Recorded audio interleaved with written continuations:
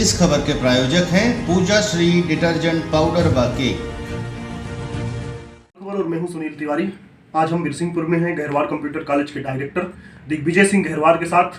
दिग्विजय सिंह गहरवार को बिरसिंहपुर में कंप्यूटर की शिक्षा लाने का श्रेय जाता है। आज हम उनसे बातचीत करेंगे, कई प्रश्न होंगे।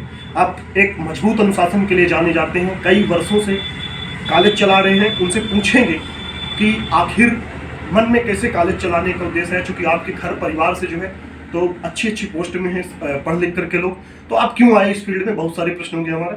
तो गहरवार जी, आपका स्वागत है विशाल खबर में। नमस्कार। और सर, आप पढ़ लिख करके एक बेहतर जो है तो मुझे लगता है सर्विस कर सकते थे, नौकरी कर सकते थे। कंप्यूटर कॉलेज खोलने का उद्देश्य और मन कहाँ से बना? जब हमारी शिक्षा दीक्षा कंप्लीट हुई, रीवा में हमारी पूरी पढ़ाई हुई जी हमारा जन्म ही रीवा में हुआ जी। उसके बावजूद संयोग से हमारे बब्बा जी सुरेंद्र सिंह गहरवार जी एमएलए की टिकट पाए जी चित्रकूट विधानसभा से भाजपा के, जी और उनके साथ कई जगह दौड़ा, प्रचार के तौर पर अपन गए और हमने देखा कि अपने क्षेत्र में शिक्षा की बहुत ज़्यादा कमी थी। जी और आज पूरा टेक्नोलॉजी का ज़माना है। जी और हालांकि 2009 में जब हमने इसको स्टार्ट किया था, उस समय कंप्यूटर इतनी चरम सीमा पे नहीं आया था जितना आज चरम सीमा में पहुंच चुका है कि आज हर एक डिपार्टमेंट में कंप्यूटर की ज़रूरत है। तो उस समय दिमाग में ये बात आई कि कुछ ना कुछ ऐसा काम किया जाए कि जिसमें हम जनता की भी सेवा कर सकें, पब्लिक हमसे जुड़े, हम पब्लिक वर्क वाला काम करें और व्यक्तिगत हमारे नाम से और हमारे अच्छे काम से लोग हमें पहचानें। तो हमें उसी समय ये दिमाग में आया कि हम कंप्यूटर का यहाँ काम स्टार्ट करते हैं और कंप्यूटर की पढ़ाई स्टार्ट करवाते हैं। और एक दिमाग में उद्देश्य ये भी था कि इस कंप्यूटर को बिज़नेस के तौर पर नहीं चलाना है। इस कंप्यूटर कॉलेज में जो भी बच्चे पढ़ने आएंगे उनको दो चीज़ों का हमेशा महत्व बताना है, एक अनुशासन और दूसरा समय। क्योंकि जिस भी स्टूडेंट ने अपने जीवन में अनुशासन और समय को पकड़ लिया है, तो मेरे अनुभव 10 साल के अनुभव के हिसाब से वो बच्चा कभी भी पीछे नहीं आया, वो हमेशा आगे ही बढ़ा है। और उसने टैलेंट यदि अपने पास कैप्चर कर लिया है, तो मेरा हमेशा ये मानना है कि यदि किसी बच्चे के अंदर किसी भी चीज़ का अच्छा हुनर आ गया है, चाहे वो कंप्यूटर का हो, पढ़ाई का हो, डांस का हो, सिंगिंग का हो, किसी भी चीज़ का हो, तो उसे जॉब के लिए नहीं भटकना है, जॉब उसके पीछे दौड़ के आती है। क्योंकि हुनर एक ऐसी चीज़ होती है जिसको कहीं भी दबाया नहीं जा सकता है और हुनर हमेशा आगे ही बढ़ता है। और किसी भी चीज़ का यदि अपने पास हुनर आ गया है तो कभी भी वो बच्चा बेरोज़गार नहीं रहेगा। और आज के समय में सबसे ज़्यादा जो समस्या है बच्चों के पास, वो बेरोज़गारी की समस्या है। और बच्चे पढ़ लिखने के बाद कई बच्चे अपना मन हताश कर लेते हैं कि हमने इतनी मेहनत की, इतनी पढ़ाई की हमने, उसके बावजूद आज हम बेरोज़गार हैं। तो मेरा उन बच्चों के लिए यही संदेश है कि यदि आपके पास अच्छा हुनर है तो जॉब अपने पास आपके पास दौड़ के आएगी और आपको वो स्वयं बोलेंगे कि आप आइए और हमारे साथ जुड़ करके काम करिए। तो दो चीज़ों का हमने हमेशा ध्यान दिया है, एक तो बच्चों का अनुशासन और दूसरों बच्चों का समय, कि वो अपने सही समय का एक एक सेकेंड, एक एक समय का वो मैंने उपयोग करें अच्छे कामों के लिए। खुद कहाँ तक पढ़ाई की और फिर कॉलेज, महाविद्यालय, मैंने कंप्यूटर कॉलेज खोलने का मैंने मन हुआ? कहाँ तक पढ़ने के बाद फिर मन नहीं लगा कि और कुछ स्थितियाँ थी, क्यों मैंने सीधा कॉलेज खोलने का बनाया?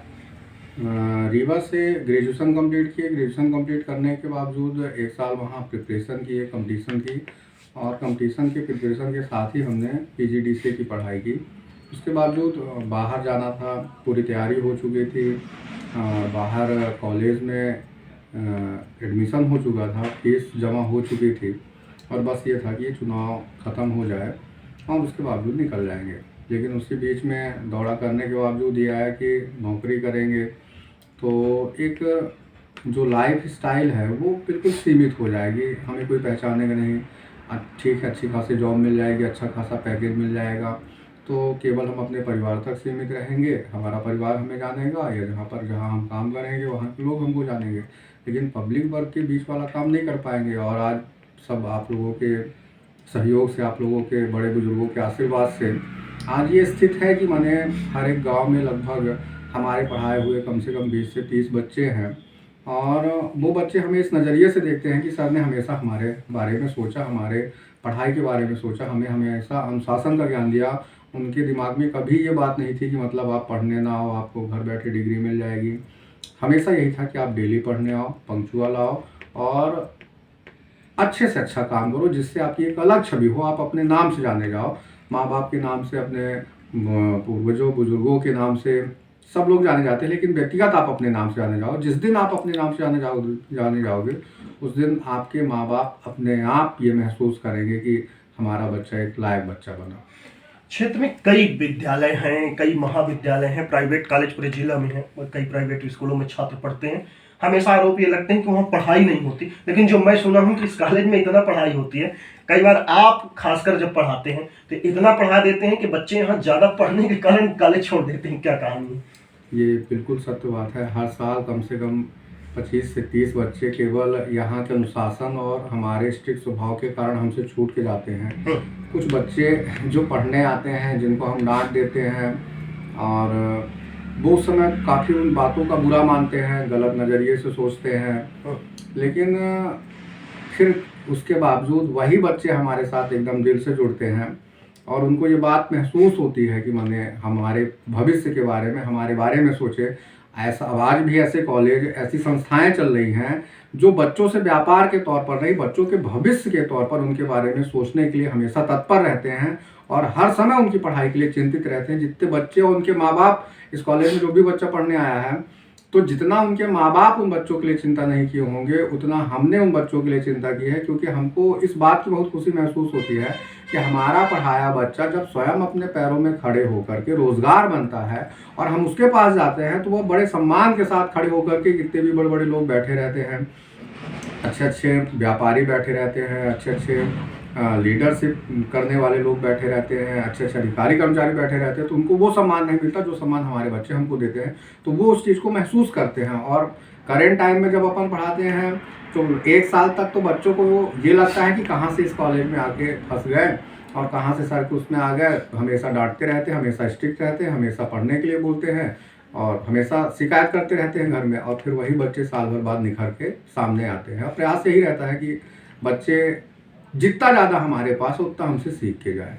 कॉलेज के अंदर का जो अनुशासन होता है आपका, वो बड़ा कड़ा होता है, चाहे वो लड़के हों चाहे लड़कियां हों। ना तो गिफ्ट लेना, ना जन्मदिन मनाना, ना कुछ करना, मैंने एक बहुत खतरनाक स्वभाव में रहते हैं। कई बार छात्र जो है तो बड़े डेंजर नाम भी आपका रख लेते हैं, और जब महाविद्यालय या कॉलेज के बाहर मिलते हैं तो उनसे आप मित्रवत रहते हैं, जहाँ तक मैं जानता हूँ।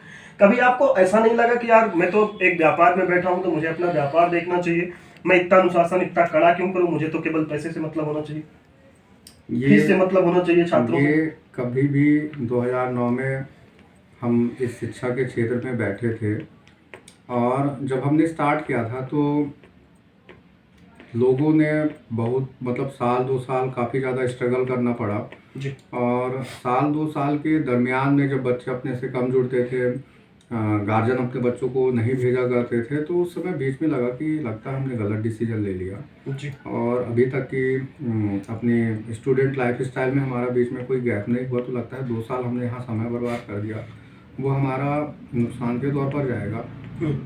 लेकिन उसके बावजूद गैबीनाथ की कृपा मानिए, आशीर्वाद मानिए, हमारी लगन और मेहनत मानिए कि बच्चे जब जुड़ना चालू हुए तो आज भी 10 साल पुराने बच्चे आज भी अपने से जुड़े हुए हैं। और आपसे पहले भी हम बोल चुके हैं कि हमारा उद्देश्य, हम 1 साल बच्चे को समय देते हैं। हमारे पास जो कोर्स है वो 1 साल के कोर्स है और 1 साल का समय पढ़ाई में कैसे गुजर जाता है अपने को पता नहीं चल पाता। छुट्टी के दिनों में अपन छुट्टी नहीं देते कि बच्चों को पढ़ाएं, ज़्यादा से ज़्यादा ज्ञान दे सके। बच्चे अपने आप एब्सेंट करते हैं तो हमेशा बोलते हैं कि आप डेली पढ़ने आओ।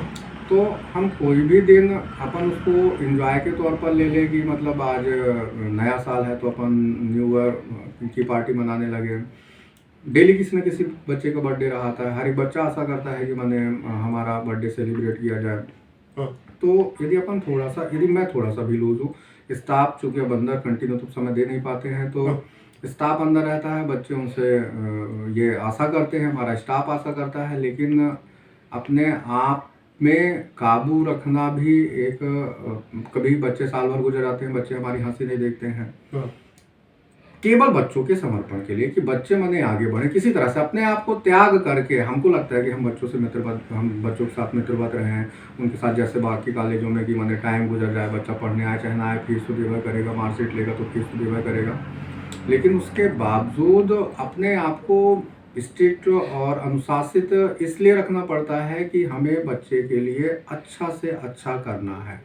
आज हम उससे मित्रवत संबंध बनाए, उसके साथ बर्थडे सेलिब्रेट करें, तो उसका एक एक दिन का हमने अपने शब्दों में शुरू में ही ये बोला था कि अनुशासन और समय, दो चीज़ें ये सबसे मेन है स्टूडेंट लाइफ पे। और ये हमेशा मैंने कभी भी बड़े पदों में भी पहुंच जाए तो अनुशासन और समय को पकड़ना सबसे मेन चीज़ है। बहुत बड़े हमारे आदर्श थे, जैसे आपके APJ अब्दुल कलाम जो काफ़ी गरीब थे और दुनिया उनको मिसाइल मैन के नाम से जानता है। ऐसे बहुत से आदर्श जिनकी हमने जीवनी पढ़ी और आज भी समय मिलता है, रात को 10 बजे 11 बजे 12 बजे तक तो काम ही रहा है, उसके बावजूद समय मिलता है तो जीवनी पढ़ने पर, एक आदर्श किसी को बनाने पर ये अपने आप को संयम में रखना बहुत बड़ी बात है।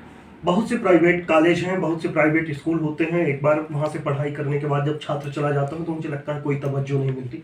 पर जो मैं सुना हूँ कि यहाँ एक बार अगर छात्र पढ़ लिया है, एक बार उसने फीस दे दिया, डिग्री ले लिया, उसको जब भी कंप्यूटर पढ़ना हो, जब भी कोई चीज़ भूल रहा हो, जब भी सीखना हो, उसके दरवाजे हमेशा खुले हैं। और कंप्यूटर के साथ साथ आप कई चीज़ सिखाते हैं, आधार कार्ड बनाने जैसे और भी कई सुविधाएं जो मैंने सुना। क्या कहानी है इसकी, सच है कि उसकी भी आप फीस लेते हैं? नहीं, जो बच्चा हमारे यहाँ एक बार पढ़ लेता है हम उसको ये बोल के रखें, आपको कभी भी यदि ऐसी ज़रूरत पड़ती है आप कभी भी सीखने आ सकते हो। और अपने पास जो चीज़ें, हमने आपको बोला कि हुनर किसी भी चीज़ का, ज्ञान, लक्ष्मी एक बार इंसान के पास ज़्यादा बढ़ जाए तो वो लोगों के दिमाग को घमंड के तौर पर या किसी भी के तौर पर लक्ष्मी अपना सर दिखा देती है। लेकिन यदि ज्ञान किसी भी चीज़ का मिल गया हो, किसी भी चीज़ का ज्ञान हो, हुनर किसी भी चीज़ का हो, किसी एक चीज़ का नहीं कि पढ़ाई बस का हुनर हो, डांस का हुनर हो, आपके सिंगिंग का हुनर हो, किसी भी चीज़ का हुनर हो, जितना ज़्यादा से ज़्यादा वो ज्ञान अर्जित करेगा वो उतना उसके लिए हमेशा फायदेमंद रहेगा। आज भी हम लोग ज़रूरतमंद ज़्यादा से ज़्यादा ये सीखते हैं कि ये काम हम कर लें, ये हमसे बनने लगे, ये हम सीख लें।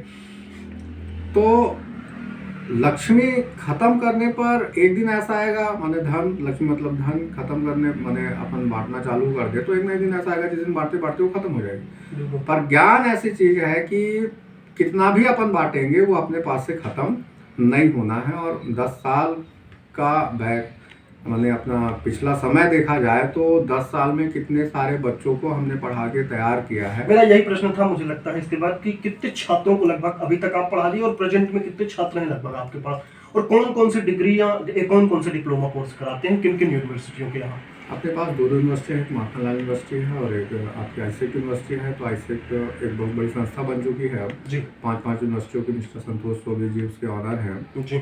और माखनलाल अपने मध्य प्रदेश गवर्नमेंट यूनिवर्सिटी है।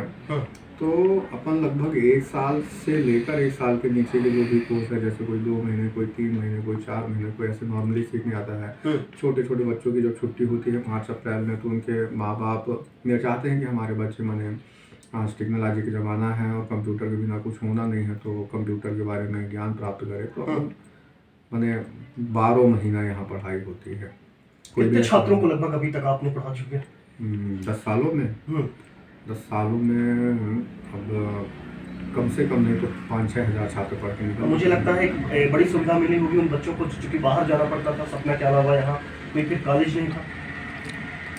हाँ कॉलेज थे, लेकिन कॉलेज ऐसे थे जो मैंने अब अपने बारे में बोलना लोगों को ये भी लगेगा आप तो नहीं बोलेंगे, लेकिन मुझे लगता है मैं बोलूँगा। यहाँ बहुत से कॉलेज खुले और बंद हो गए और उन कॉलेजों के हालात ये थे कि कई बार मुझे लगता है अनुशासनहीनता ही कहें कि बच्चों ने बंद कर दिया, और कुछ ऐसे कॉलेज थे जो चर्चा का विषय है कि फर्जियाँ डिग्री दी है।